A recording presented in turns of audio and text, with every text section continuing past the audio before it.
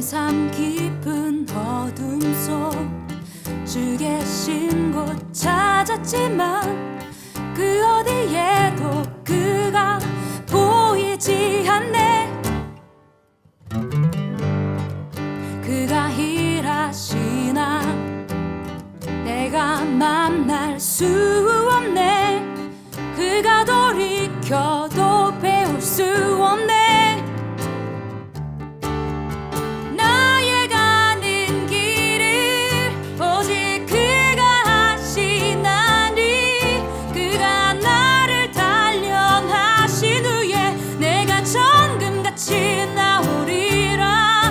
자기의 길을 가시는 주 맘에 원함 행하시네. 내게 작정하신 것도 그 뜻대로 이루실 주님. 그분의 오묘한 그 사랑 나 찬양해.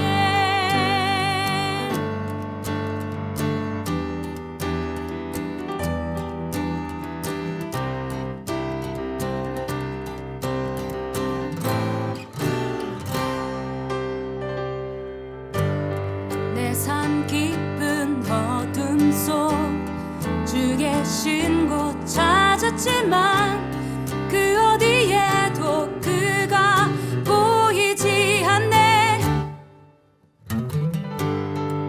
그가 일하시나 내가 만날 수 없네. 그가 돌이켜도 배울 수 없네. 나의 가는 길을 오직 그가 하시나니 그가 나를 단련하신 후에 내가 정금같이 나오리라. 자기의 길을 가시는 주 맘에 원함 행하시네. 내게 작정하신 것도 그 뜻대로 이루실 주님.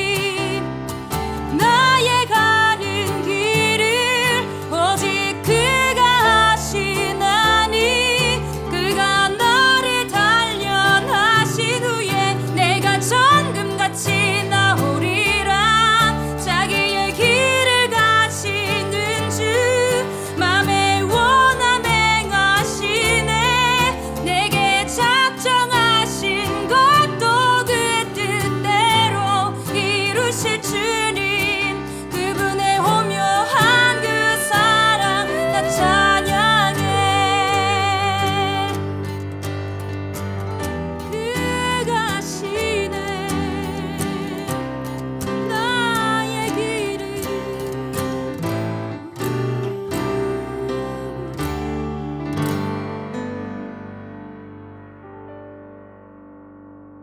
지난 10년간 매달 20만 원씩 꼬박꼬박 보험 넣은 김호구 씨. 40줄에 처음 병원 신세를 졌는데 과연 그 보장 금액은?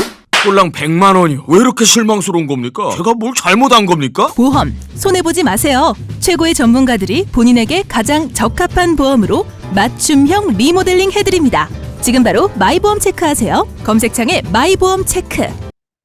안녕하세요. 반갑습니다. 양삼TV 카타콤 3프로 목사 양삼입니다. 오늘은 찍먹신약 녹화로 우리 김근수 소장님 뵙습니다. 소장님 인사해 주시죠. 안녕하세요. 오랜만에 뵙겠습니다. 네, 소장님 우리 총선 끝나고 처음 뵙는 시간인데 이번 총선에 대한 평을 좀 해주시다면. 우리 양 목사님이 더 잘 하시고 제가 양 목사님 방송을 자주 봤는데 총선에 관계돼서 총선 전과 후에 우리 양 목사님 의견이 훨씬 더 뛰어나고 정확합니다. 압도적인 승리는 아니지만 어떻게 보면 그냥 만족할 만한 그러나 이제 앞으로 우리가 어떻게 하느냐가 더 중요할 것 같아요.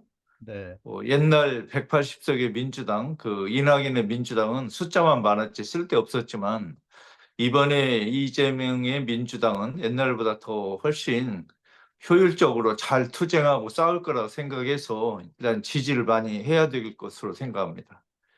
기본적으로 이낙연의 민주당하고는 비교할 수가 없을 것 같긴 해요. 그렇죠. 예. 그리고 이제 이재명 대표도 본인의 운명이 걸려 있기 때문에 왜냐하면 지금 아마 그 사법부에서 이재명을 싫어하면 뭐 조그만 거라도 유죄 하나 때려버리면은 이제 그 피선거권 박탈이 되잖아요.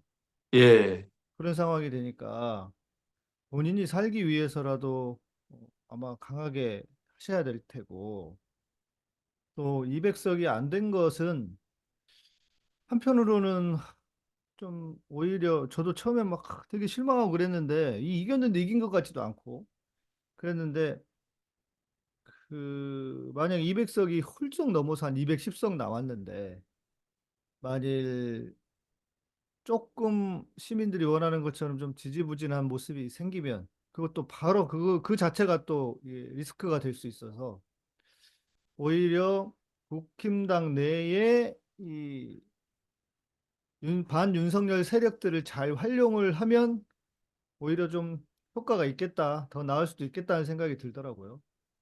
하여튼 우리는 우리가 현재 받은 그 성적표에서 최선을 다해서 싸우고 또 국진당의 그 일부 그 의원들을 잘 설득해서 윤석열 저항에 참여하도록 하고 하여튼 우리 국민들을 위해서 하여튼 죽을 각오로 이재명 대표와 민주당은 싸워야 우리 백성들이 이 어두움에서 좀 벗어날 수 있지 않을까 생각하고 우리가 계속 싸워야 될 걸로 생각합니다. 네. 뭐 설득을 굳이 안 해도 될 수도 있어요. 왜냐면 지들이 살아야 되기 때문에 맞습니다. 지금 상황에서 윤석열 편들어서 좋을 사람이 누가 있겠어요. 맞습니다. 예. 그러니까 어찌 보면 이제 조금의 정치력만 잘 발휘하면 어떨까 하는 생각이 드는데 그래도 역시 정치는 참 어려운 것 같습니다. 우리가 말씀하신 것처럼 어떤 국민들의 지지가 더 많이 필요한 상황인 것 같고 마지막에 진짜 한 일주일 정도에서 결집이 일어났다고 하는데 보수들이 근데 결집이 안 될 수도 없는 상황이었던 것 같아요. 뭐 한동 아직도 우리 국민의 한 30~40%는 공익적 가치나 민주주의 정의보다는 아파트 값을 생각하고 나에게 뭐가 유리한가 이것만 생각하는 국민이 우리 국민의 30~40%는 항상 있다고 생각을 해야 할 것 같아요. 네, 네. 그리고 뭐, 아무리 뭐, 민주진영이 또 국민들이 화가 났다고 해도, 말씀하신 것처럼 저쪽에, 이제 그런, 저쪽에 있는 국민들이 있기 때문에, 뭐, 한동훈이 나서가지고 200석 위험합니다. 이렇게 해버리니까, 거기서 이제 좀 결집을 한 게 아닌가 하는 생각이 들기도 하고요. 여튼 뭐, 여러 가지 뭐, 일들이 있지만, 그래도 지금 상황만으로도 참 다행이다. 예, 그런 생각이 들기도 합니다. 자, 오늘은 우리의 그 좀 관심사이기도 할 것 같아요. 이스라엘이 과연 하나님으로부터 정리가 된 대상인가? 혹은 여전히 이스라엘은 어떤 다른 의미를 우리 이스라엘이 아닌 그 신앙인들보다는 좀 더 다른 의미를 가지고 있는 것인가? 요게 좀 궁금한데 우리 오늘 소장님 통해서 말씀을 좀 들어보려고 합니다. 음, 특히 로마서 9장부터 나오는 바울이 이스라엘 백성에 대한 어떤 언급들이 있지 않습니까? 예, 많이 있습니다. 네, 이제 그 부분이 좀 궁금하긴 했어요. 평소에도. 네, 예. 아마 이것은 우리 목사님뿐만이 아니고 교회 성당 다니는 많은 분들이 바울이 과연 이스라엘을 어떻게 봤는가, 또 예수는 이스라엘을 어떻게 봤는가, 그리고 또 하나는 21세기 우리가 이스라엘 정부의 정책이나 팔레스타인 탄압에 대해서 어떤 태도를 가져야 되는가가 많이 이렇게 섞여 있는 문제 같아서 아주 흥미가 진진한 그런 주제인 것 같습니다. 네, 맞습니다. 자, 그래서 이제 소위 말하는 대체 신학, 그러니까 예수 그리스도 안에서 이제 예수를 믿은 성도들이 이제 구약의 이스라엘 백성들을 대체하여 우리가 영적인 이스라엘이 되었다라고 하는 대체 신학의 근거가 되는 뭐 구절들이 좀 근거로 삼는 구절들이 있는 것 같아요. 그래서 실제로 예수 그리스도 안에서 하나님의 의로움이 예수 그리스도가 의로움이 되었다. 의로움이 나타났다. 그러면 이스라엘은 어떻게 되는 것인가? 예. 어떻게 되는 그러니까 것인가? 이제 바울의 입장은 지금 상당히 난감해요. 하나는 본인이 예수를 받아들이기 전에는 유다교가 하나님이 직접 선택하고 만들고 은혜를 베푼 종교라고 철석같이 믿어왔는데, 예, 그렇죠. 그래서 본인이 예수 운동을 좀 고깝게 보고 부정적으로 봤는데, 어느 날 갑자기 예수를 받아들이고 예수를 홍보하면서 바울 자신 일대 혼란이 온 거예요, 정신적으로. 그러네요. 이 바울의 입장을 우리 정치에 비추면 어떻게 표현하냐면, 평생 국진당을 찍었는데 정규제가 이번에 민주당을 찍었다 이 말이에요. 그러면 정규제 본인이 정신이 일대 혼란이 올 거 아니에요. 그럴 수 있죠. 그동안 내가 왜 국진당을 찍었는가도 해명해야 되고, 왜 민주당을 이번에 찍었는가 해명해야 되고, 그러면 국진당의 가치는 뭔가 이 해명을 해야 되잖아요. 그렇죠. 예. 지금 바울은 지금 남을 설득하는 게 아니고 본인의 입장을 남에게 지금 해명을 해야 돼요. 먼저 제가 볼 땐 자신을 이해시켜야 될 것 같은데? 그래서 이게 지금 바울은 거울 앞에 비친 자기 앞에서 당황하고 있는 거예요. 음, 그러니까 예수를 받아들이기 전에 바울과 예수를 받아들인 후에 바울이 너무 다르니까 네, 네, 네. 그 두 개의 바울을 화해를 시켜야 돼, 지금. 그리고 그것이 단순히 바울의 고민만이 아니라 여전히 2000년이 흐른 지금도 예수를 메시아로 인정을 하겠다는 유대인들은 똑같은 고민일 것 같아요. 그렇죠. 그러니까 바울 당대에도 바울 개인뿐만이 아니고 바울과 똑같이 예수를 받아들인 유다인들이 있었잖아요. 네, 네. 그 유다인들도 바울에게 어떻게 보면 하소연해 오는 거예요. 바울 선생, 우리 입장 좀 해명해 줘. 네. 우리 입장 좀 대신 설명해 줘봐. 우리도 죽겠어, 진짜. 어떻게 할 줄 몰라. 네, 네, 네. 어? 유다교 교육은 받아왔지. 예수는 훌륭한 분 같지. 그래서 내가 예수를 받아들였는데, 그러면 내가 유다교를 어떻게 해명해야지? 나 스스로에게 어떻게 설명해야지? 나 괴로워. 잠이 안 와. 이런 입장인 거예요, 똑같이. 네. 그래서 지금 바울 스스로에게 해명을 해야 돼요, 지금. 음, 그런 곤란한 지경에 빠졌어요. 그러면 바울은 어떤 생각을 혹은 어떤 논리로 스스로에게도 그리고 해명을 하고 있을까 궁금해요. 예, 바울 앞에 지금 놓여진 수학적인 가능성은 세 가지가 있어요. 네.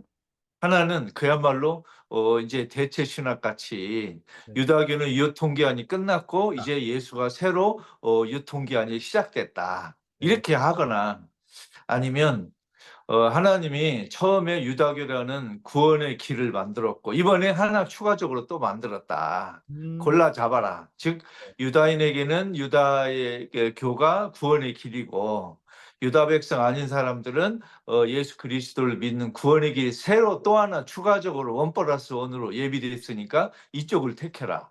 음, 그래서 하나님은 두 가지 길을 마련하셨고, 유다인에게는 먼저, 그 다음에 유다인 아닌 사람들에게는 예수를 통한 길 두 가지를 만들었다. 이렇게 할 수도 있고, 또 그렇네요. 하나는 네.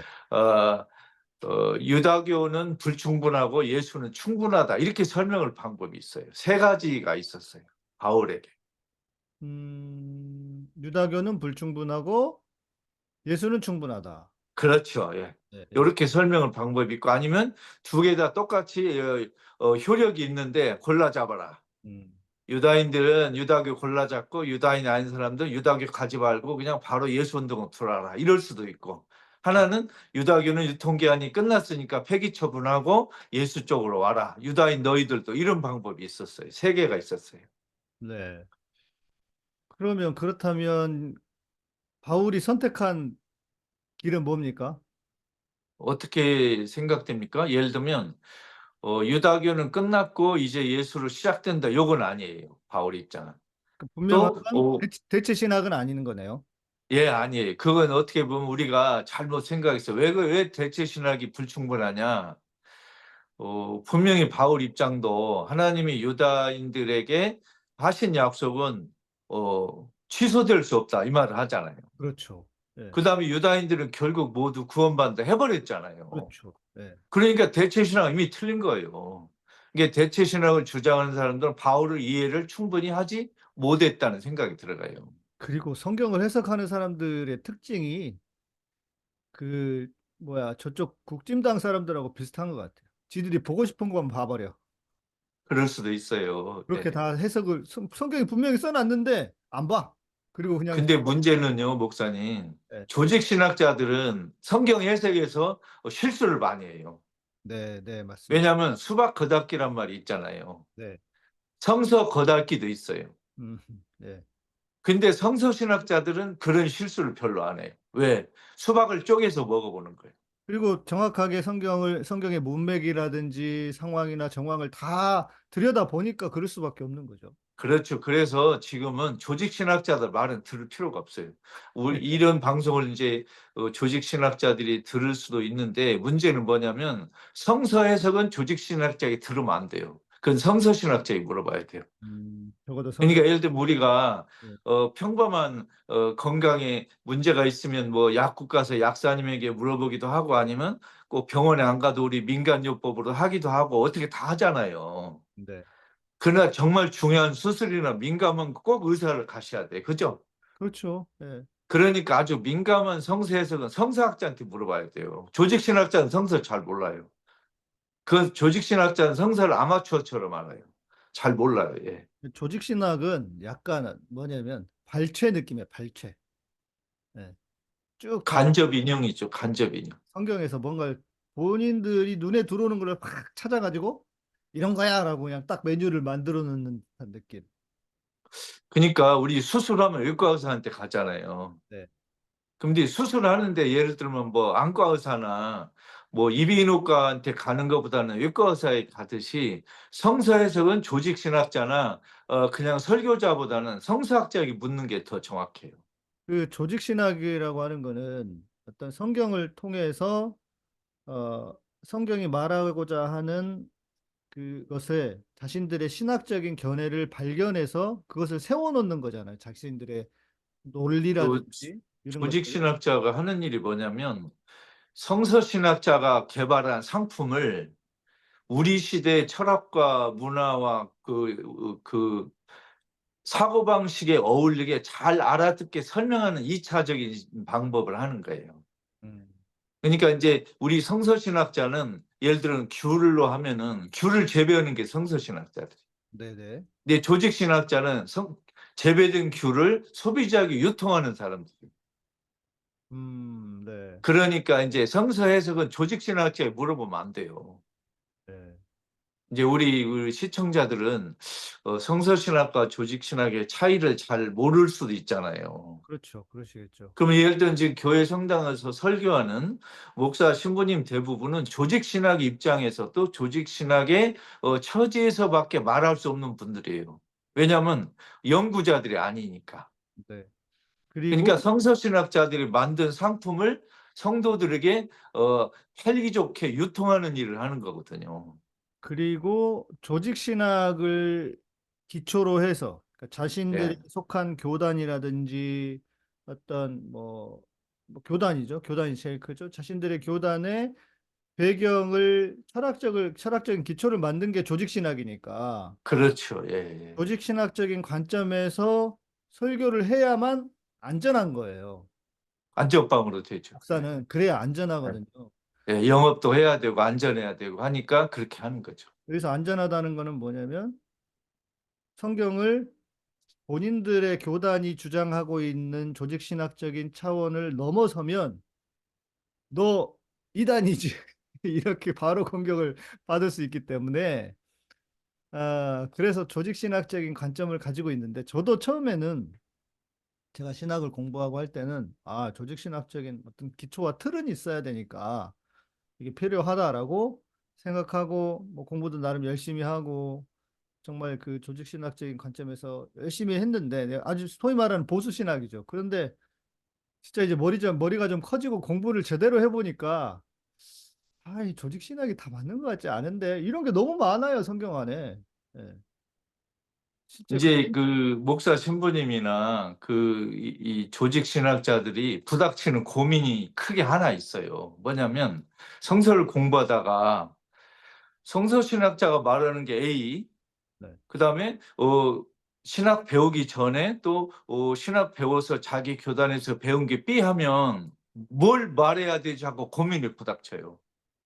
그러니까 나보다 먼저 선배 목사, 선배 신부가 교회 성당에서 이미 해놓은 이야기들을 뒤집는, 반대하는 이야기를 성서신학에서 발견할 수가 있잖아요. 그렇죠. 예. 그럴 때 이제 고민에 빠지는 거예요. 예. 제대로 말해야 되느냐 아니면 선배 목사 신부가 해놓은 이야기를 그대로 추종하느냐. 왜? 영업에 일단 지장이 있으니까. 그렇죠. 거기서 대부분의 그 조직 신학자나 목사 신부님들은 성서 신학의 성과를 못 들은 채 하고 선배 목사 신부가 교회 성당에서 해놓은 이야기를 그냥 그대로 이렇게 반복하는 그런 습성이 대부분이에요. 먹고 살아야 되니까. 그렇죠. 그래서 이제 그 성서 신학적인 관점으로 가려면 용기가 필요하다. 용기가. 그러면요. 예. 그 용기는 이렇게 무슨 이렇게 학문적인 용기. 그러니까 정직하게 인정하고 내가 잘 몰랐던 걸 바꾸고 잘못 배웠던 것을 고치고 하는 그 진실에 대한 용기가 필요해요. 근데 그게 쉽지 않아요, 목사님. 그렇죠. 예. 겁납니다. 맞벌이에 지장이 있어요, 일단. 안 그리고 쫓겨나야 되지. 공격받을까 봐 두렵거든요. 그렇죠. 신도 성도들의 눈초리가 무섭고 선배 또 당회장 목사의 눈초리가 무서워서 이거 덜덜 떨리는 거예요. 이거. 근데 이제 분명한 것은 그렇다 그러더라고요. 우리 이제 총신대의 합동 교단의 신학적인 어떤 그 지향은 신학계에서 하여간 꼴통들이라고 유명하대요. 그 신학 교수들이 이렇게 모이고 그런 학회 같은 게 있고 그러면 주변에서 근데 웅성웅성한데 야 쟤들 꼴통들 왔다 꼴통들 이런다고 그러더라고요. 그러니까 뭐 보수적인 신학을 견지 않는 것은 나쁘지 않으나 뭐랄까 업데이트가 되는 것에 대해서는 좀 생각도 하고 고민도 하고 받아들일 건 받아들이고 해야 되는데 전혀 그럴 생각이 없다. 예. 우리는 꼴통으로 가겠다. 이게 지금 문제여서. 그 입장에서 또 도피할 수 있는 방법이 하나가 있는데 뭐냐면 성서신학자들은 믿음이 없는 놈들이다. 아, 이렇게 딱 둘러치는 방법이 있어요. 그렇네요. 그럼. 쟤들은 성서를 파괴하는 애들, 믿음이 없는 애들, 쟤들 때문에 우리 그 그리스도교 교회가 망했어요. 쟤들하고는 접촉하면 위험해, 안 돼 하고 딱 잘라버리는 방법이 있어요. 근데 재밌는 건 뭔지 아세요? 회장님? 예. 총신대 교수들 안에도 자기가 말하고 있는 거하고 다른 생각을 가진 사람들이 있어요. 생각은 있는데 말을 못해. 왜 말을 그러죠. 한 예. 공격을 받고 잘못하면 자기 밥그릇이 그렇지. 날아가니까 자기 잘릴 수도 있어. 예. 그래서 많은 개신교 신학자, 성사학자들이 은퇴한 뒤에야 비로소 제대로 입을 여는 것 같아요. 아, 은퇴하기 전에는 이제 자리를 지켜야 되고, 그 욕을 안 먹어야 되니까 은퇴하기 전에는 다 그냥 조심조심 하다가 은퇴하고 나면 이제 제대로 말을 하는 것 같아요. 빨리 근데 은퇴를 나는 시켜야 이런 되, 태도가 너무너무 비겁한 것 같아요. 빨리 은퇴를 시켜야 되겠어. 예. 그 방법도 있네요. 그래, 은퇴를 시켜야 뭐 얘기를 하겠지. 제가 아는 어떤 후배 가톨릭 신학자도 이런 고백을 하더라고요. 평신도 신학자인데 자기가 신학을 처음 공부할 때는 진실을 말하고 배운 대로 말하려고 했대요. 근데 학위를 하고 직장을 얻다 보니까 이제 배운 걸 말을 못 한다는 거예요. 쫓겨날까 봐. 그렇죠. 예, 그래서 오히려 직장을 얻으니까 말을 못 한다는 거예요. 네, 그런 고민에 빠졌다는 얘기를 하더라고요. 맞습니다. 우리 아이러니인데, 자, 네. 저야 배운 대로 제가 생각하는 대로 바뀌면 바뀌었다. 저는 그냥 있는 대로 얘기합니다. 네, 우리 소장님 그래서 우리 목사님은 어떻게 보면 행복하신 분이에요. 맞아요. 네, 얻을 것도 없고 뺏길 것도 없잖아요. 그게 자유로운 거예요. 네. 물론 뭐 제가 소장님하고 이게 그 배워가고 있지만 모든 걸 다 동의하는 건 아닙니다. 물론, 예, 네, 괜찮아요. 예. 네, 신학의 자유가 있고 선택의 자유가 있고 그러니까 네. 괜찮아요. 예. 그러나 중요한 것은 내가 서 있는 곳에서 이렇게 지금 학계의 흐름이 흘러가고 있는데 그리고 이게 계속 새로운 어떤 연구 결과로 나오는데 나는 들여다보지도 않을 거야, 생각하지도 않을 거야 하고 그냥 초롱성처럼 자기 생각에 딱 갇혀가지고 저것들은 다 이단이고 저것들은 다 나쁜 놈들이고 처음에 우리가 그 소장님하고 방송했을 때 저한테 이렇게 하나 피드백이 왔어요. 그게 뭐였냐면 김군수 소장님 예수는 믿는 분입니까? 부활은 믿습니까? 이거였어. 아, 그거야 뭐 저는 매일 받는 질문인데요. 뭐. 네. 그러니까 그러지는 말자. 네. 그러면서 이것이 타당하다. 그렇다 그러면 조금씩 바꿔갈 수도 있는 문제니까요. 네, 너무 지나치게 내가 이전에 생각했던 거에 너무 틀에 가두지 마라. 그리고 그것이 소위 말하는 조직신학적 기초 위에서 내가 배워온 것인데 그게 대단한 진리가 아닐 수도 있다. 그거는 하나의 주장이지. 그렇게 생각하고 또 오늘 소장님 말씀을 잘 들어가시면 좋겠습니다.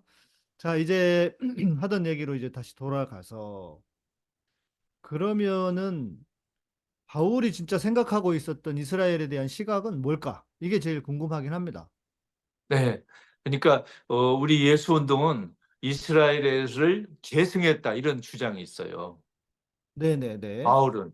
네. 그리고 우리 이 예수 운동은 이스라엘 중에 진짜 이스라엘의 상속자다. 이런 이야기를 하는 거예요. 계승과 그러니까 상속.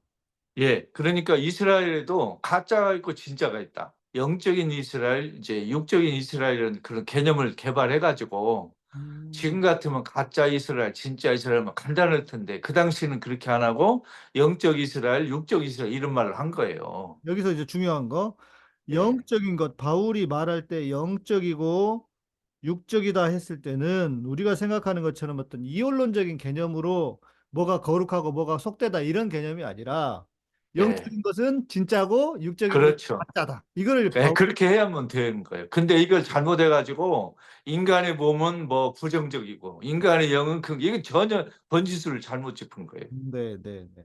그렇게 설명해 버리면 계속 인제 미궁에 빠지는 거예요. 그렇죠. 아주 중요한 개념인 것 같은데 이거는 예. 실은 어디서 들어보지도 못했던 저 소장님이 처음 들었는데 바울이 말했던 영적인 것은 야 이게 진짜야를 할 때 영적인 것이라고 하는 거고 너네 가짜야라고 할 때는 육적인 것이다. 이거 이런 의미라는 거. 이거 처음 들었는데 너무 왜 그러냐면 그때 희한해. 구약도 그러고 그리스 철학도 그러고요. 영과 육을 마치 진짜와 가짜 대립으로 그냥 비유적 표현을 한 게 유행이었어요. 그 시대가 그러면요. 예, 예. 특히 플라톤 철학은 그랬잖아요. 인간의 몸은 썩고 영은 뭐 위대하고 막 이런 게 있었잖아요. 네, 맞습니다. 근데 우리 바울은 구약 성서도 모르지 않았지만 그리스 오늘날 튀르키예 출신이잖아요. 네. 그러다 보니까 그때 플라톤 철학을 학교에서도 배우고 그래 가지고 그런 개념을 쉽게 쓰게 돼 있었어요. 음, 그래서 인제 바울의 입장은 이스라엘에도 이삭의 후계자가 있고 에사우의 후계자가 있잖아요. 그렇죠. 예. 그래서 인제 바울은 이삭의 진짜 이스라엘이듯이 예수를 받아들이는 이스라엘이 진짜 이스라엘, 아하. 아직 예수를 받아들이지 않은 이스라엘은 가짜 이스라엘 이런 식으로 설명한 거예요. 음, 그러니까 인제 이스라엘과 예수 운동의 연결은 확보됐죠. 왜 그렇, 그러냐면 바울이 볼 때 이스라엘 민족이 다 예수를 안 받아들인 건 아니에요. 바울도 받아들였고 그렇죠, 그렇죠. 자기 동료 유다인들이 있잖아요, 몇 명이. 네, 그러니까 이스라엘이 전부 예수를 반대했다고 말은 못 하는 거예요, 현실적으로. 왜냐하면 받아들인 사람이 있어요, 지금. 그렇죠. 예. 그러면 받아들이지 않은 사람이 다수예요. 그것도 설명해야 돼요. 그러니까 예수를 받아들인 이스라엘은 어 이삭의 후예인 진짜 이스라엘, 영적 이스라엘. 아직 예수를 받아들이지 않은 건 에사우의 후예로서 가짜 이스라엘 이렇게 되는 거예요, 설명을. 네, 네. 그러니까 한편으로는 이스라엘과 예수도 연결을 하는 데 성공했고 그건 1차적으로 한편으로는 성공했네요. 그렇지. 2차적으로 성공. 한편으로는 아직 예수를 받아들이지 않은 유다인이 있다는 것도 현실적으로 인정한 거예요. 네. 그 사람들 어떻게 할 거냐 이게 인제 다음에 나오죠. 그러니까 그게 이제 그 다음인데 문제는 그러면 예. 그렇지 않은 받아들이지 않은 사람들의 마지막 운명, 마지막 예. 이스라엘 운명은 어떻게 될 것인가에 대한 이슈가 제일 중요한 거 아니겠습니까? 그렇죠. 근데 인제 바울이 여기서 고민에 빠져요. 어떻게 하냐면 바울의 로마서 보면 두 가지 입장이 여기저기 나오는데 바울도 헷갈린 거예요. 뭐냐면 한 번은 예수를 받아들이지 않은 유다인은 하나님이 그렇게 만들어서 그랬다 이런 귀절이 있어요. 음, 하나님의 계획하에 일부러 유다인들이 예수를 못 받으려고 했다. 왜? 그래야 유다인 아닌 사람들에게 예수 복음이 전해지고 세상 마지막 날에 예수를 안 받아들인 유다인들이 그 예수를 받아들인 유다인 아닌 사람들을 시기해서 결국 예수를 받아들이게 된다 이런 말을 한 거예요 이제. 그건 마치 운명론이나 예정론처럼 그렇죠. 그렇게 그러니까 그때는 바울이 뭐라고 했냐면 예수를 받아들이지 않은 유다인은 본인 탓이 아니고 하나님이 그렇게 만들어 놨다 이렇게 설명을 했어요. 음, 근데 다른 데 가서 그 로마서 다른 데가 뭐라고 했냐면 예수를 받아들이지 않은 유다인들 자기 탓이라고 또 의견을 뒤집은 거예요. 그게 문제야. 그게 헷갈려. 성경 이랬다 저랬다 하는 것 같거든요. 원래 성경은 이랬다 저랬다 원래. 예. 그러니까 이제 바울 자체도 로마서에서 두 가지 어떻게 보면 모순되는 즉 긴장되는 이야기를 둘 다 해버린 거예요 바울이. 음, 그러니까 학자들마다 이걸 인용하는 사람은 이건 예정론이다. 그러니까요. 한쪽에서 아니다 이스라엘 지들 책임이다 이렇게 두 개가 나오는 거예요. 근데 네, 바울도 네. 이걸 잘못한 거예요. 두 개를 했어요. 음, 그러면 그러니까 바울이 그 해명하는데 두 가지를 동시에 말해버리니까 학자들은 죽을 맛이죠 지금. 그러네요. 예. 그러면 바울의 진의, 진짜 바울의 뜻은 뭡니까? 이게 바울은 한마디로 유다인들이 예수를 받아들이지 않은 유다인이 있다는 걸 바울은 자기가 해설하는데 실패했어요. 실패하고 하나님한테 떠넘겼어요. 음, 이건 나는 잘 모르는데 아마 하나님이 결국 모든 인류를 구원하기 위해서 아주 교묘한 아주 그 깊은 섭리가 계시는데 그걸 말하자면 나는 이렇게 생각한다.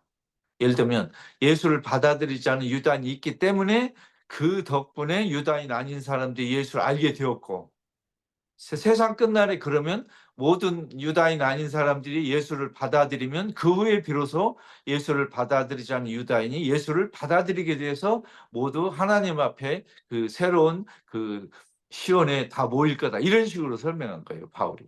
음, 이게 그러면 두 가지 하나는 바울이 왜 유다인 일부가 예수를 받아들이지 않는가 설명한 거에서 바울이 모순적인 두 가지 입장을 냈어요. 네, 네. 하나님이 그렇게 만들었다. 하나, 두 개. 자기들 탓이다. 두 개를 해버린 거예요. 음, 또 그러니까 이제 예수를 받아들이자는 유다인은 그러면 자기 잘못이 있다는 거예요? 없다는 거예요? 이제 이런 의문에 빠진 거예요. 그러니까요. 그러니까 결론적으로 여기서 이제 바울은 제대로 말을 못하고 뭐라고 했냐면 그래도 결국 이스라엘은 구원받을 것이라 이야기를 하고 있는 거예요. 결론적으로는 그렇게 얘기는 하는데, 예, 예. 그 중간 설명이 모순이 있어요. 음, 그럼 그러니까 여기서 우리가 바울에게 섭섭하다고 하지 말고 그 정도까지 개발한 것도 대단하다 생각해야 돼요. 바울 머리로. 네, 네. 안 그렇습니까? 이것만 해도 대단한 거죠. 저 그렇게 생각해요. 그런데 맞아요. 그런데 이제 이슈는 이거 같습니다. 예수를 믿지 않는 유대인들, 끝까지 예수를 믿지 않는 유대인들이 그들이 애초부터 선택된 하나님의 백성이었으니까 예수를 안 믿어도 다 구원을 받을 것이냐? 아니면 유대인이 아닌 사람들처럼 예수를 믿어야 구원을 받으니까 예수 안 믿으면 너네들도 구원 못 받아. 이거일 거냐가 제일 궁금한 것 같아요. 바울 입장은 그거예요. 자기 탓이 있었던 아니면 하나님의 오묘한 계획에서 예수를 받아들이지 않았던 이 유다인들도 결국은 하나님의 오묘한 섭리로 구원받을 거다. 그런데 그걸 우리 인간은 바울은 우리 예수 운동은 해설하기는 좀 어려울 거라 이런 입장이에요. 음, 그래서 그걸 하나님의 그 신비로 떠넘겼어요. 나는 잘 설명 못 하겠다 이거예요. 잘 모르겠지만 예. 구원 받을 거야. 아이 우리가 어떻게 잘 모르겠지. 이순신 장군 세종대왕 구원 받을 거야. 이렇게 말하는 거랑 비슷한 것 같은데. 그러니까 이제 바울은 여기서 겸손해 뭐냐면 인간의 최종 구원을 바울이나 예수운동이 이렇게 국회의장이 세 번 두드리듯이 하는 그건 우리 역할이 아니라고 음, 물러선 거예요. 그건 하나님이 하실 일이니까 우리는 궁금해 죽을 것 같아도 우리가 누구는 구원받고 못 받는다 우리가 말해서는 안 된다는 뜻이에요. 이게 조심해야 된다는 거예요. 구원에 있어서는 철저하게 하나님의 손과 하나님의 주권에 있으니 그렇죠. 누구도 쉽게 근데 아니 그러면 그렇게 말하는 거라면 바울이 뭐랄까 제정신인 사람인 것 같기는 해요. 그게 아, 제일 바울은 무지 네, 합리적이죠. 그게 제일 맞는 말이잖아요. 인간이 뭔데 지가 뭐 구원을 남이 받았느냐 안 받았느냐. 저한테도 그런 거 물어보는 분들 많거든요. 뭐 저기 누구는 구원 받을까요? 이명박 같은 사람 구원 받을까요? 뭐 어떨까요? 예수를 믿었다고 하는데요. 저는 하는 말이 있죠. 내가 볼 때는 못 갈 것 같긴 한데 중요한 건 당신이 구원받는 거나 신경 쓰세요. 그러니까 이렇게 말하면 어떨까요? 우리는 누가 구원 받을까 안 받을까를 배심원 입장에서 의견을 가질 수는 있어요. 네, 그러나 재판장은 하나님이니까 우리가 최종 선언을 할 수 없다는 거예요. 그렇죠. 맞습니다. 예, 좋은 예, 표현이 좋은 예. 말씀을. 우리가 배심원 그래서 잘해서 이 목사 신부들이 인간 구원에 도장을 찍고 하고 하는 역할은 아니니까 굉장히 겸손해야 된다고 생각해요. 맞습니다. 예. 어떻게 예, 알아? 뭐 예. 자살한 사람 지옥 갔을까요? 어떻게 알아? 내가 하나님이 아닌데 내가 맞습니다. 하나님이 아닌데 내가 누구를 지옥에 보내고 누구를 천국에 보내. 그러나 이런 것이 있으니 예를 들어서 예수를 열심히 믿었다고 하는데 하는 짓이 이명박 같은 그렇게 사악하고 악랄한 인간이면 그 천국 못 갔다고 봐야지. 천국 못 간다고 봐야지 않겠느냐. 이렇게 말할 수는 있겠죠. 그러나 못 가. 누구는 가. 이렇게 하면 내가 하나님이 되는 거죠. 그러죠. 아주 목사님 훌륭하게 설명하시. 그러니까 우리가 하나님 입장에 하나님 자리에 있어서는 안 되는 거예요. 맞습니다. 예. 예. 예. 그래서 그러니까 이제 바울의 그 진짜 이스라엘, 가짜 이스라엘 설명을 오늘 우리에게 좀 적용할 수 있어요. 뭐냐면 예. 진짜 그리스도인 가짜 그리스도. 그렇네요. 아, 그렇네요. 맞네요. 우리가 교회 성당 간다고 다 진짜 그리스도는 아니에요. 모르는 거예요, 그거는. 그렇죠. 예. 그건 하나님만 알고 있고 그거에 따라 우리는 심판받을 거예요. 네. 그러니까 이거를 실은 가장 중요한 한국 교회 신앙 고백 중에 하나여야 할 것 같은데 예. 하신 것처럼 목사들은 너무 구원을 단정해 버려요. 예. 예수 그건 좀 믿으면 그래. 예수 믿으면 구원 받는다.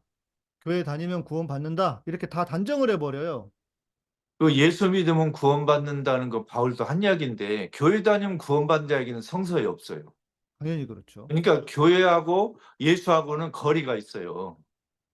예를 들면 옛날 가톨릭 교회에서는 뭐라고 했냐면 교회 밖에는 구원이 없다. 그럼 교인은 누구냐 하면 그건 가톨릭 교회 그랬어요. 그렇죠. 그렇죠. 예. 근데 20세기에 와서 가톨릭 교회가 그 생각을 좀 후퇴했어요. 아, 그래요? 뭐냐면 그 교회는 어디냐 그러면 가톨릭 교회다 이렇게 얘기 안 해요. 음, 뭐냐면 그 교회에 가톨릭 교회가 들어갈 수도 있다 이렇게 설명해요. 안 음, 들어갈 수도 있다는 뜻이에요. 일종의 우주적인 교회 안에 있는 카톨릭 교회 뭐 이렇게 말할 수 있겠네요. 그러니까 지금 우리 개신교든 가톨릭이든 아니면 우리가 다니는 개별 교회 성당이든 이게 하나님이 원하시는 교회 안에 포함될 수 있느냐 벗어날 수 있느냐는 우리는 알 수 없다는 거예요. 그렇죠. 예. 예를 들면 순복음교회 가면 과연 이걸 하나님 볼 때 교회라고 볼 수 있을까? 명성교회를 보면 하나님이 이걸 교회라고 말하자면 인정해 줄 수 있을까? 그 우리는 알 수 없는 아니야, 거예요. 아니야, 아니야. 제가 볼 때는 안 돼, 이제. 아, 그래요? 옛날엔 어떤지 몰랐는데 지금 제가 볼 때는 안 돼. 명성교회 저것들이 무슨 교회입니까? 아들한테 다 세습한 교회를 그리고 돈에 미쳐가지고 돈에 환장해가지고 세습한 교회가 무슨 교회라고 그래요. 그리고 맨날 빨갱이 욕하면서 아니 빨갱이가 하는 짓들 지들이 하면서 누가 빨갱이야? 세습하는 게 빨갱이지. 예? 맞습니다. 예. 제가 볼 때는 아니에요. 근데도 제가 이제 이런 이야기를 들었거든요. 어느 교회가 분쟁을 하고 있어요. 그러니까 담임 목사가 문제가 있고 담임 목사 파, 또 거기에 반기드는 막 교회 갈라지고 이러잖아요. 근데 그 목사가 그런 얘기를 한다는 거예요. 나만 잘 붙잡고 따라와. 그러면 나 따라서 천국 갈 수 있어. 이렇게 얘기를 한다는 거예요. 아주 버르장머리 없는 목사네요. 그래서 야, 어떻게 저렇게 용감할 수가 있을까? 그래서 야, 참 대단하다. 대단하다 싶은데 그게 소위 말해서 성도들을 단속시키기 위해서 자기가 하는 발언이긴 하겠지만 이래야 목사를 하나 봅니다. 예. 저 같은 근데 사람 목사님 중에도 우리 양희삼 목사님처럼 생각을 깊이 하고 합리적으로 생각하고 이런 목사님 왜 없겠어요? 한국에 제가 볼 때 수만 명은 될 것 같아요. 그런 분들이. 있습니다. 예. 좋은 분들 많이 정말 있어요. 그런 분들이 많고 그런 분들이 우리 성도들을 올바로 가르쳐 주셔야 우리 한국 교회와 한국 사회가 살아날 수 있어요. 네, 맞습니다. 자, 그러면 좀 더 이제 디테일하게 가봐야 돼. 예. 그럼 바울이 말하는 이스라엘은 진짜 영적인 이스라엘 다 포함해가지고 그런 건가요? 근데 바울은 지금 그 우리 로마서에서 이스라엘을 5개로 설명한 거예요. 여기저기 조사해 보면 그래요? 예를 들면 민족 핏줄로 유다인은 이스라엘이다 이렇게 한 데도 있고 네, 네, 진짜 이스라엘만 이스라엘이다 하는 데도 있고 음, 예수를 받아들인 이스라엘 유다인들만 진짜 이스라엘 이런 데도 있고 네, 또 예수를 받아들인 유다인 아닌 사람도 이스라엘에 포함된다 이런 데도 있어요. 예, 예. 이게 바울이 우리 생각처럼 그렇게 헷갈리겠죠. 체계적인 사람은 아니에요. 그러니까 바울은 좀 예수처럼 성질이 급했잖아요. 예, 덤벙덤벙 하는 사람이에요, 바울이. 아주 치밀한 것도 있지만 이 편지를 보면 우리 식대로 요즘은 책을 쓰면 목사님 이게 종이에 있고 컴퓨터 화면에 있으니까 앞선 그 글을 내가 볼 수도 있고 그렇죠, 몇 그렇죠. 년 전에 쓴 것도 볼 수 네, 있잖아요. 네, 네. 근데 바울은 이렇게 할 수가 없어요. 왜 그럴까요? 종이가 아니고 컴퓨터도 없고 그러네요. 자기가 앞에 써놓은 것을 찾기가 쉽지 않아요. 어, 기억할 수도 없고. 음, 그러니까 그런 실수가 계속 나오는 거예요. 음, 왜냐하면 이제 예를 들면 두루마기로 이제 구약성서를 썼고 네, 우리 바울은 요새 말로 책처럼 가죽 말린 거에다가 썼잖아요. 네. 저 앞에서 쓴 게 멍해간지를 바울이 잊어먹을 수도 있어요, 지금. 음. 근데 그 시대에는 기록보다는 암송에 더 의지했다고 하니까 머리가 나빠서 그럴 것 같지는 않은데. 근데 이것도 있어요, 목사님. 김건희 정도는 구약을 외워요. 근데 바울은 못해요. 왜냐하면 김건희는 이제 거짓말을 잘하는 사람이니까 외운다고 하지만 바울은 정직하니까 본인이 구약성을 외운다고 말한 일이 없잖아요. 근데 그 당시 보면요, 목사님, 구약성서의 중요한 귀절을 발췌해가지고 암기하는 습성이 있었어요. 네, 중요한 귀절만. 네, 네, 네.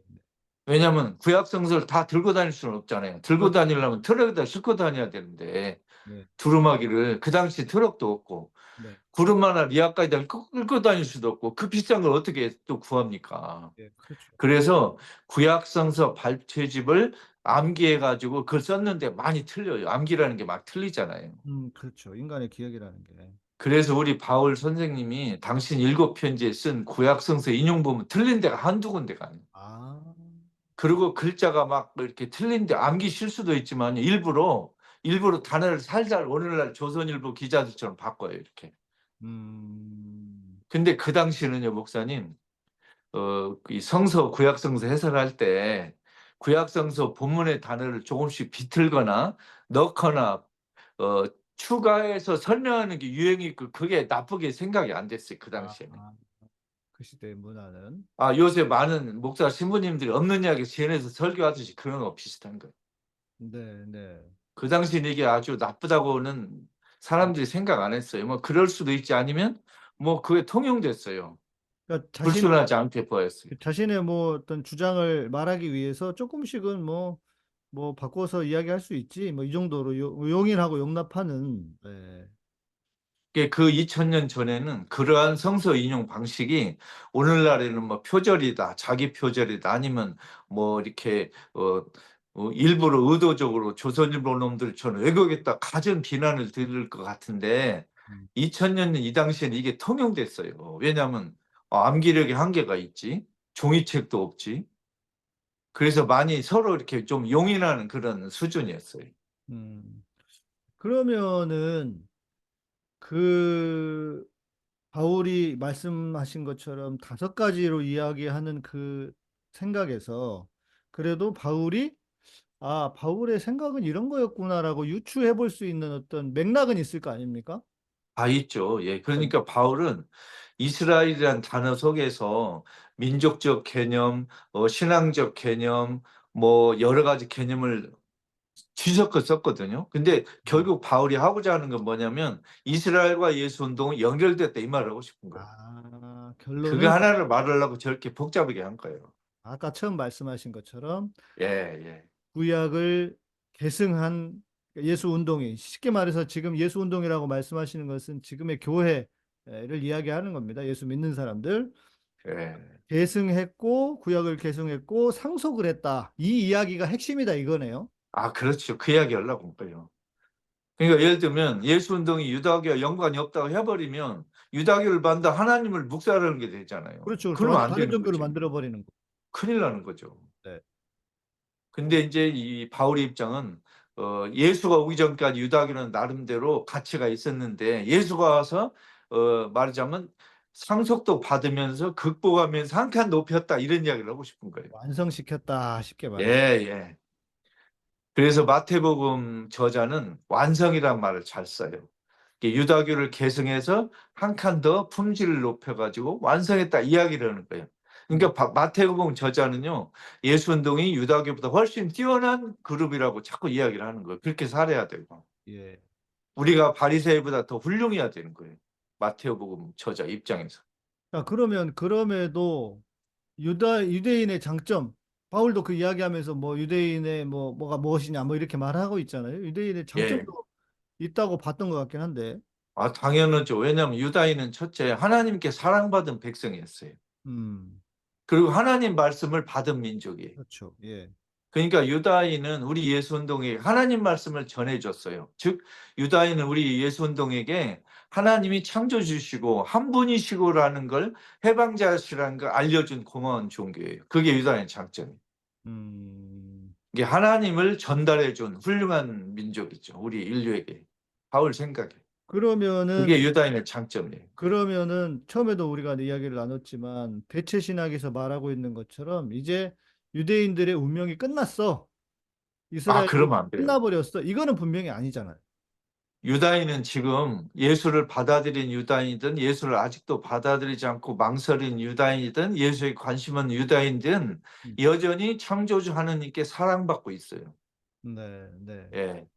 이게 이제 로마서에 나오잖아요. 그럼, 하나님이 유다인에게 한 번 맺은 약속은 취소될 수 없다. 음. 사랑받는다 이거예요. 그러니까 그래서 바울이 뭐라고 하냐? 구원은 먼저 유다인에게 가고 그 다음에 우리에게 온다 했듯이. 그러니까 아마 이제 일반적인 교회에서 신앙생활을 오래 하신 교인들은 이 말이 되게 낯설게 느껴질 수도 있어요. 왜냐하면 당황스럽죠. 대체 신학을 기초로 해서 너무나 많이 들었기 때문에 유대인들이 예. 끝났다. 이제 우리가 영적인 이스라엘이다. 이것만 계속 들었단 말이에요. 그러다 보니까 지금 말씀하신 것처럼 믿지 않는 유대인들도 하나님의 특별한 은혜 속에 있다 그러면 이게 맞아? 이런 생각을 하는데 중요한 것은 성경 안에 있잖아. 바울이 그렇게 얘기했잖아요. 로마서 눈 뜨고 보면 다 있잖아요, 그런 게. 그러니까요. 우리가 바울이 지금 창작한 것도 아니고, 로마서에 버젓이 있고, 로마서를 우리 개신교 성도들이 그냥 엄청나게 존중하고, 당연히 그러지만, 거기 있잖아요, 그렇게. 그러니까요.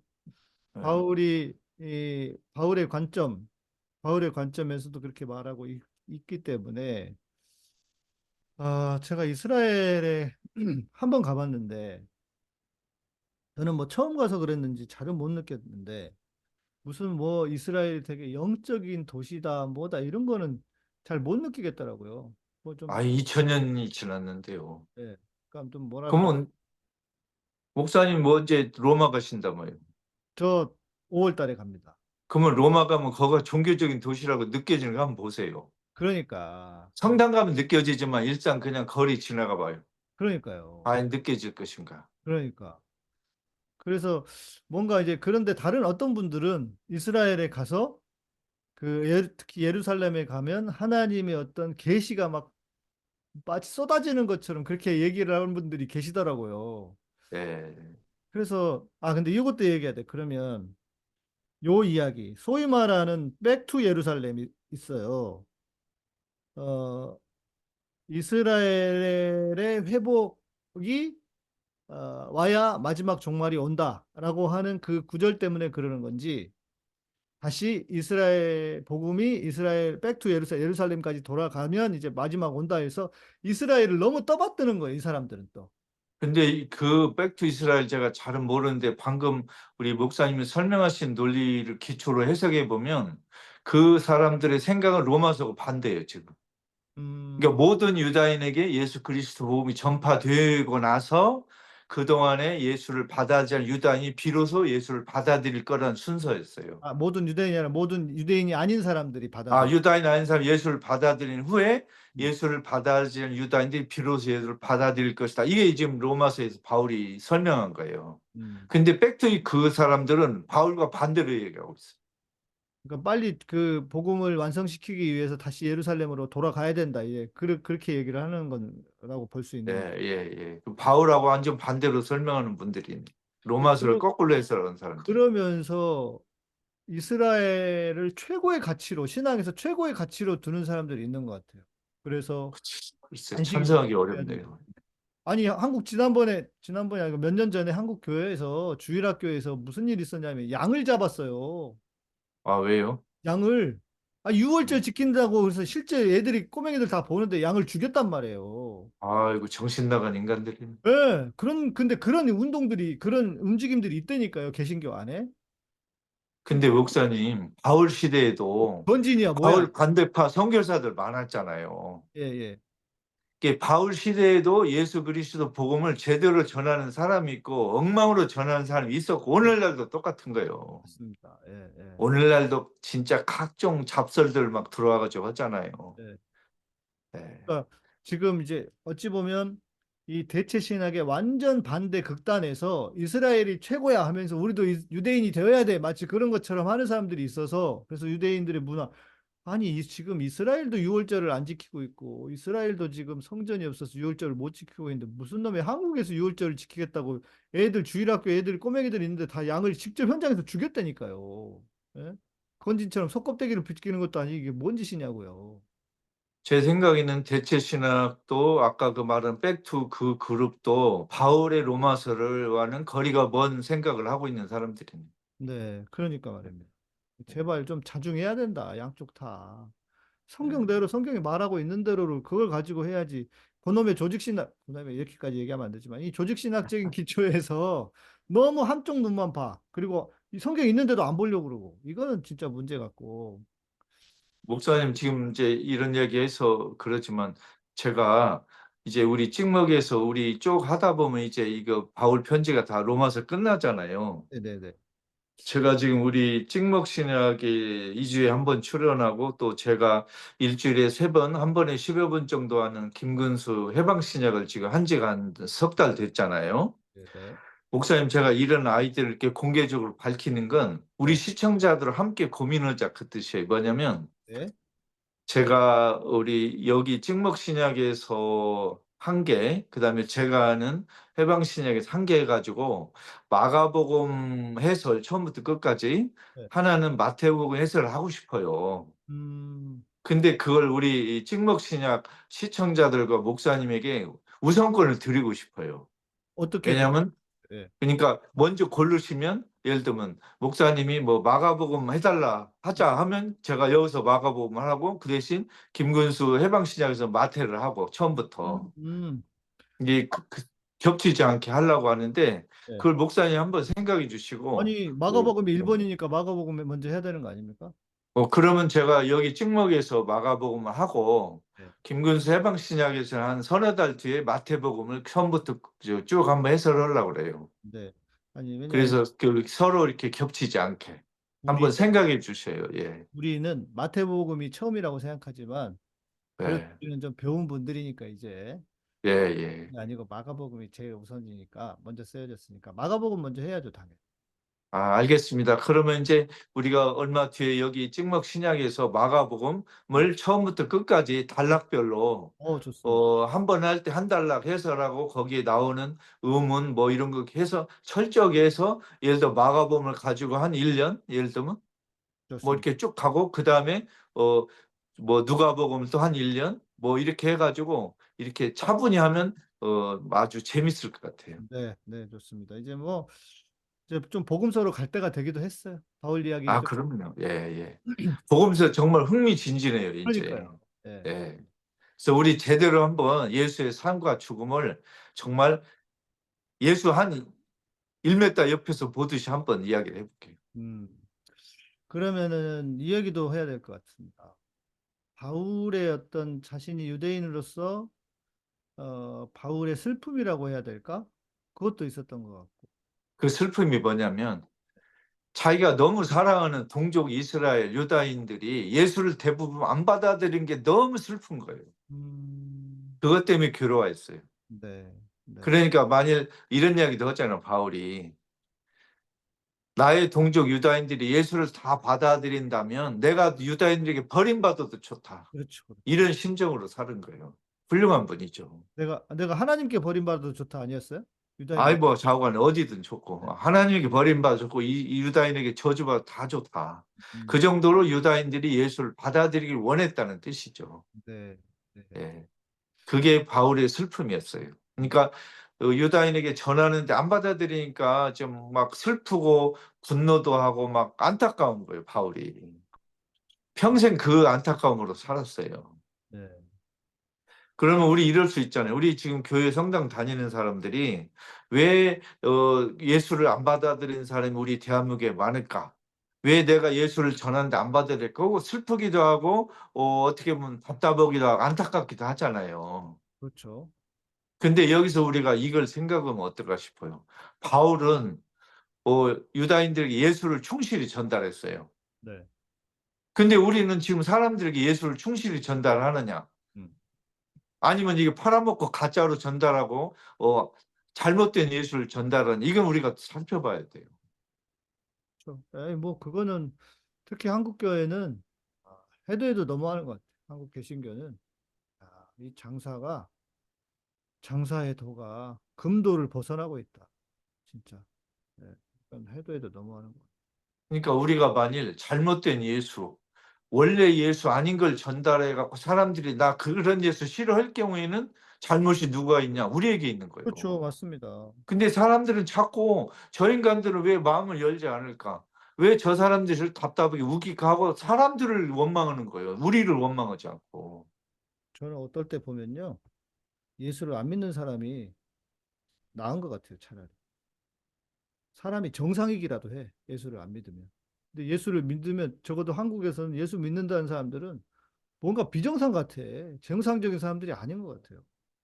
그러니까 제가 자주 말하는 거지만 옛날에는 그 교회 성당 다니는 사람이 좋게 보이고 안 다니는 사람을 보면 염려가 됐잖아요. 네. 지금은 교회 성당 다니는 사람은 저는 겁이 나요. 그러니까요. 교회 성당 다니다가 구원 못 받으면 어떡하나? 교회 성당 다니다가 꼴통 되면 어떡하나? 저 사유학 되면 어떡하나? 이런 걱정이 있는 거 있죠. 그러니까요. 지금 뭐 그렇게 말하는 것이 전혀 뭐 문제라고 할 수 없는 세상이 되어버려서.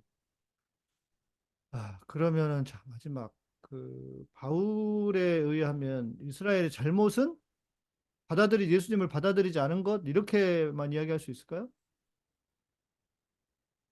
이스라엘이 예수를 받아들이지 않은 것도 잘못이지만 바울의 생각에는 구약 성서가 예수를 말하자면 예비하고 예언했는데 왜 그걸 못 깨닫느냐 이런 안타까움이 있었어요. 그러니까 근데 제가 바울 선생님에게 해주고 싶은 말이 있어요. 네, 우리 교회 성당 다니는 사람 이럴 수 있어요.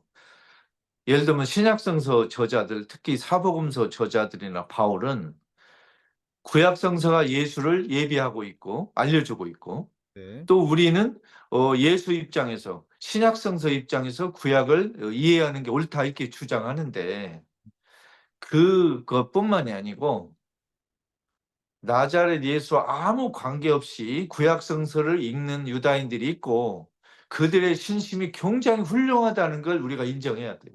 그런 사람들 많죠. 네. 유대인들, 그러니까 소위 말해 유대교 교인들 중에도 뭐 예수를 믿지 않아도 많이 있죠. 훌륭한 사람들이 정말. 예, 네, 그래서 우리는 잘 이해가 안 가고 바울처럼 그런 면에서 안타까움을 느끼지만 어, 예수와 관계없이 구약 성서를 나름대로 해석하는 유다교 그룹이 있고 그들도 창조주 하나님을 충실히 섬기고 있다는 우리가 외면해서 안 된다는 거예요. 네, 네, 맞습니다. 그 문제를 하나님에게 넘기지만 우리가 그 사람들을 믿음을 우리가 무시해서는 안 된다고 말하고 싶어요. 그러니까 이제 우리는 다 소위 말해서 이제 유대인들이 예수를 믿지 않는 것 때문에 그냥 다 안타까운 사람들을 뭐 이렇게 좀 좀 그 아래로 보는 것도 있는 것 같고요. 예, 예. 그런데 그래서는 안 된다. 그리고 그래서는 안 돼요. 예, 예. 예수를 안 믿는 유대인들 중에도 어마어마한 사람들 엄청 많습니다. 아, 그럼요. 우리 어디다 가서 명함을 내밀어. 그런 사람들 얼마나 많아요. 예, 그러니까 예수를 통하지 않고도 창조주 하나님을 신뢰하고 그분의 말씀에 맞게 따라 살려고 애쓰는 유다인들이 많이 있다는 걸 우리는 깨끗하게 인정해야 된다는 거예요. 네. 그 사람들이 뭐 멸망했다 이런 말을 해서는 안 돼요. 아니, 저도 정말 그 네. 소장님 말씀하신 부분에 정말 전적으로 동의합니다. 우리는 너무 개뿔 아무것도 모르면서 또 제대로 믿지도 않으면서 마치 무슨 뭐 저 유대교 구약만 믿는 사람들 이래가지고 뭐 아주 그냥 그 하찮게 생각하고 이러는데 좀 알고나 제대로 알고나 하라고 얘기를 하고 싶은 생각도 들어요. 제가 유다인에게서 배운 게 몇 개 있는데 좀 설명해도 좋을까요? 네. 유다인들은 하나님 이름을 함부로 안 불러요. 음. 이게 우리는 하나님을 가깝게 아버지라고도 하고 어머니라고도 하고 하나님을 우리가 뭐 예술 작품에 이렇게 그림처럼 하기도 하고 뭐 표현도 하기는 하지만 그게 나름대로 우리에게 충분히 의미가 있고 도움이 되기는 하지만 그렇게 하지 않고 하나님을 섬기는 유다인이 있다는 걸 가끔이라도 기억을 해야 돼요. 네, 네. 그래서 우리가 가끔이라도 하나님 이름을 함부로 부르지 말고 네. 하나님의 하나님다움을 존중하고 네. 마치 하나님을 내 손바닥 안에서 손금 읽듯이 훤히 보는 이런 건방진 생각을 그만둬야 된다는 거예요. 음. 특히 목사님들이 마치 내가 하나님하고 직통전화해서 다 얘기했다 이런 식으로 말하면 안 돼요. 음. 네. 저는 그걸 유다인에게 배웠습니다. 저는 사기꾼이라고 봅니다. 그런 사람. 예, 예. 지가 봤어? 뭐 함부로 그렇게 얘기를 해. 자, 오늘은 아주 중요한 이야기를 들었는데 쭉 제가 들으면서 내가 알고 있던 내가 생각하고 있는 것과 크게 다르지 않았구나. 다행이다라는 생각이 좀 들기도 했습니다. 근데 우리 그건 이제 우리 목사님이 로마서와 바울을 굉장히 깊숙이 제대로 이해했다는 증거예요. 그러나 이런 말이 안 나와요. 네. 네. 그러니까 저는 그 바울의 관점이 이스라엘의 구약을 계승하고 상속했다. 우리 예수 운동이 그게 가장 중요한 핵심인 것 같고 그런 예, 예. 우리가 또 그 안에서 여러 가지 디테일한 것들을 들었는데 우리 시청자분들 좀 낯선 이야기가 있을 수도 있지만 그러나 말씀드린 것처럼 이것이 바울의 시각이고 또 성경에 말하고 있는 바니까요. 네, 하시면 좋겠고 네, 마지막으로 선생님 우리 마지막 말씀 해주시고 마무리하도록 하겠습니다. 예, 오늘 그 우리 말씀의 주제 두 가지라고 생각해요. 하나는 우리 예수 운동은 이스라엘을 계승하고 있다. 두 번째, 예수를 받아들이지 않는 유대인들도 구원에서 제외되지 않는다. 이 네, 두 가지를 오늘 요약하고 싶어요. 네, 네. 알겠습니다. 이스라엘을 너무 터부시해도 안 되고 그렇다고 해서 너무 떠받들어도 안 되고 그러나 마지막에 하나님께서 특별한 은혜로 이스라엘을 회복시키실 것이라고 하는 것은 우리가 하나의 어떤 개념으로 두고 가시는 것도 좋겠다 싶습니다. 네, 소장님 오늘도 또 함께 해주셔서 감사드리고요. 또 저희는 다음 시간에 우리 찍먹신약으로 만나도록 하겠습니다. 고맙습니다. 감사합니다.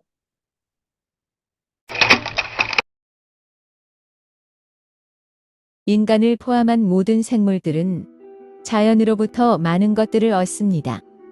우리 몸에서 만들어내지 못하는 비타민C도 이러한 자연으로부터 얻어야 합니다.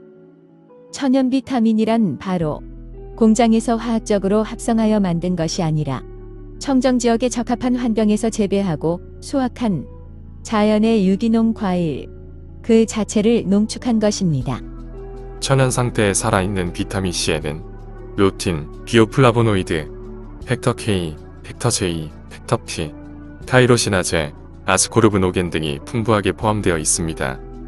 그러나 합성 비타민 C는 아스코르브산 단일 물질로만 이루어집니다. 합성은 자연으로부터 얻은 다양한 요소로 이루어진 비타민C를 모방할 수 없습니다.